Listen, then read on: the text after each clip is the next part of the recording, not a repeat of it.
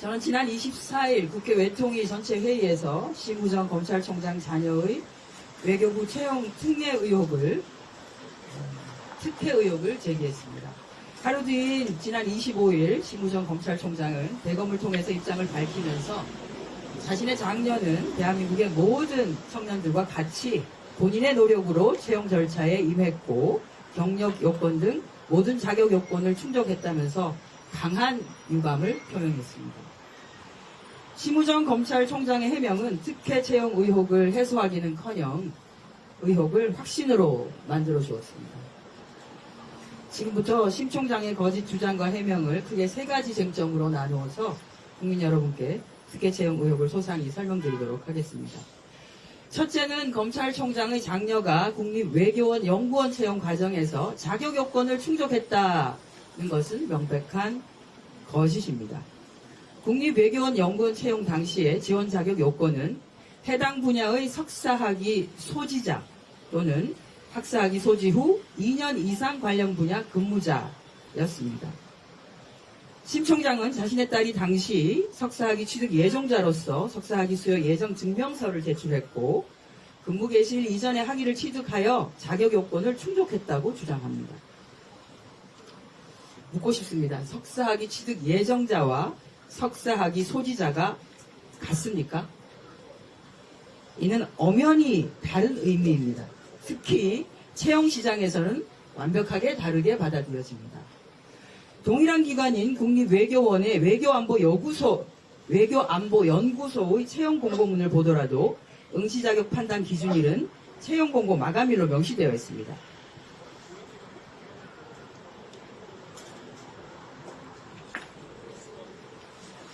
이 기준에 따르면 심 총장 딸은 채용 공고 마감일인 2024년 2월 5일까지도 석사학위 소지자가 아닙니다.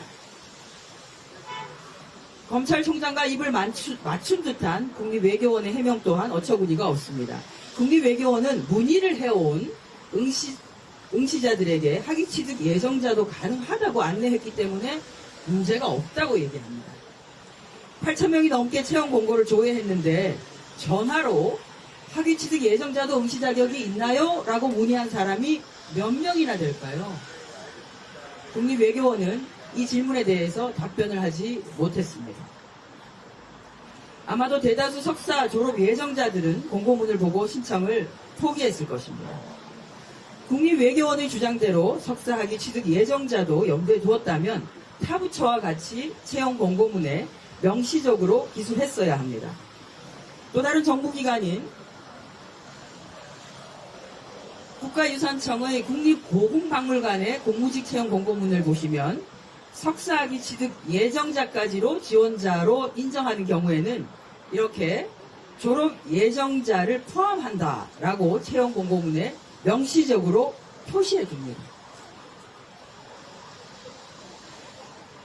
국립외교원 기간제로 8개월을 근무한 심우정 총장의 자녀는 올해 2월 말 외교부 본부에 연구원으로 정년 보장 직종인 정규직에 최종 합격하여 신원조회가 끝나면 외교부 본부에서 근무하게 됩니다. 검찰총장이 나파 찬스가 아니었다면 불가능한 외교부의 조력이 있었기에 가능할 것입니다. 두 번째 의혹입니다. 외교부는 올해 1월 3일 경제 분야 석사학위 소지자를 대상으로 공무직 연구원 채용 공고를 내 최종 면접까지 진행했지만 석연치 않은 이유로 응시자를 불합격 처리했습니다.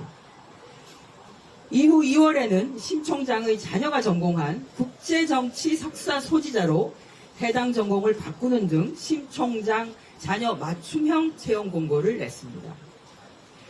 외교부는 지원자가 적어서 전공 분야를 바꿔 재공고를 냈다고 해명하지만 그간의 선례들을 보면 지원자나 적격자가 없는 경우는 기한을 연장해서 재공고를 하지 전공 분야를 바꾼 사례는 없습니다.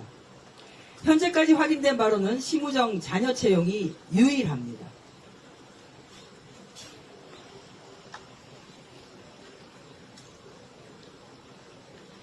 이번에도 심 총장 자녀에게는 하늘이 도우시는 이례적인 기회가 주어진 것입니다. 우연히 반복되면 우연이 아닙니다.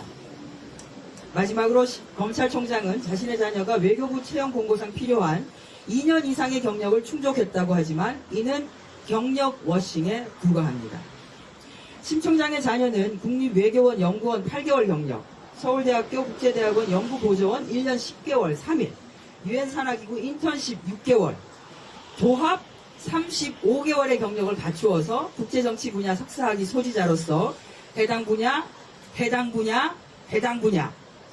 실무 경력 2년 이상인 자인 응시 자격 요건을 충족했다고 주장합니다. 이 중에 서울대학교 국제대학원 연구보조원과 유엔 산하기구 인턴십 경력은 외교부 자체도 실무 경력으로 인정하지 않고 있습니다. 이러한 이유로 응시 원서에는 경험형과 경력형으로 경력을 구분하는 경우가 대다수입니다.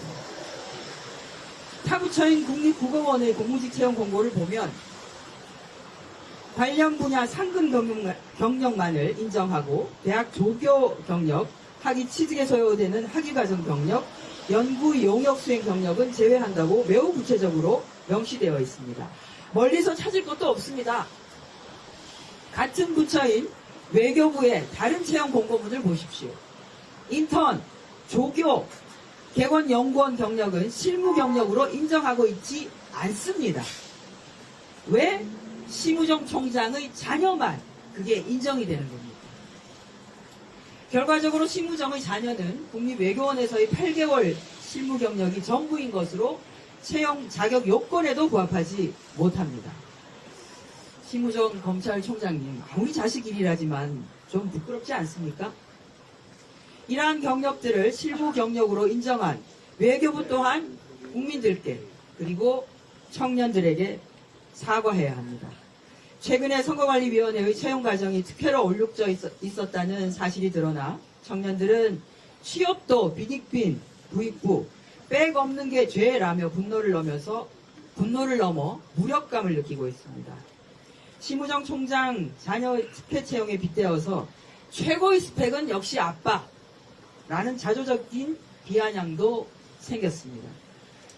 만약 심우정 검찰총장이 어떤 식으로든 자녀의 취업 과정에 개입했다면 이는 심우정 검찰총장의 사퇴로 해결될 문제가 아닙니다.